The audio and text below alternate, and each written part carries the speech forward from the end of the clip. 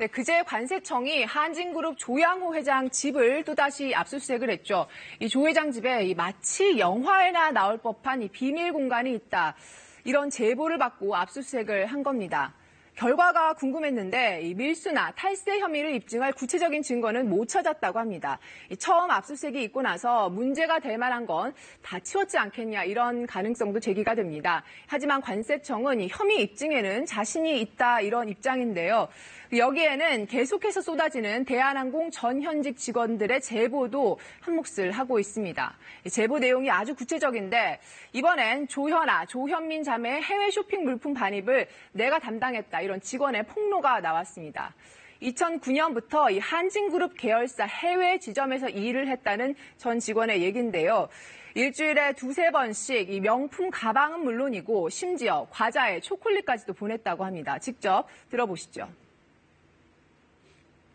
평균적으로 한 4박스, 5박스 보시면 돼요. 크기는 어떨 때는 엄청 크고, 사람 어떨 때는 정말 무겁고, 전 직원이 알아요. 그 물품은 조현아, 조현민 아이템이라는 거. 되게 민감한 거라 박스라도 뜯게 되면은 정말 난리가 나요.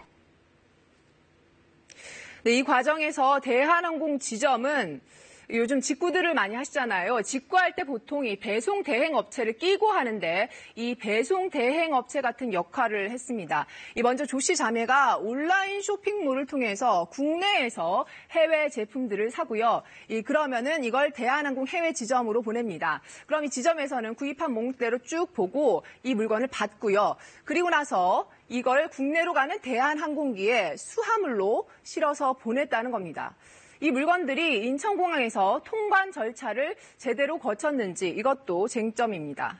이것 말고도 이 대한항공 사측이 최근에 증거인멸을 지시했다는 폭로도 나왔습니다. 이 대한항공 해외 지점에 지금 근무하고 있는 직원의 증언인데요. 이 관세청 수사가 시작된 지 한 닷새쯤 지났을 때 이 동료한테 전화가 와서 조현아, 조현민 자매 관련된 이메일을 모두 삭제하라 이런 지시를 받았다는 겁니다. 이 통화 내용을 직접 들어보시죠.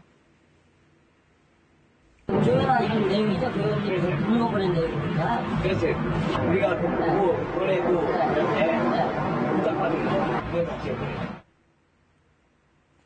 이 직원이 제보한 음성 파일에는 이 운항 총괄 매니저한테서 지시가 내려왔고 여러 해 전에 주고받았던 이메일까지 다 찾아서 모두 지우라는 얘기도 있었다고 합니다. 하지만 이 대한항공 측의 공식 입장은 다릅니다. 이 회사 차원에서 증거 인멸을 지시한 적이 없다 이런 겁니다.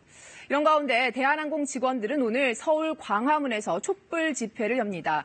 이번 대한항공 총수일과 갑질 논란의 실체를 파헤치는데 이 직원들이 개설한 SNS가 톡톡히 역할을 하고 있죠. 그 직원들이 이번엔 거리로 나서는 겁니다. 이 조 회장 가족과 현 경영진의 퇴진을 요구하는 목소리를 더 크게 내기 위해서입니다. 신분이 노출돼서 이 사측으로부터 불이익을 받을까 봐 얼굴은 최대한 가리고 나오겠다고 합니다. 친절한 뉴스였습니다.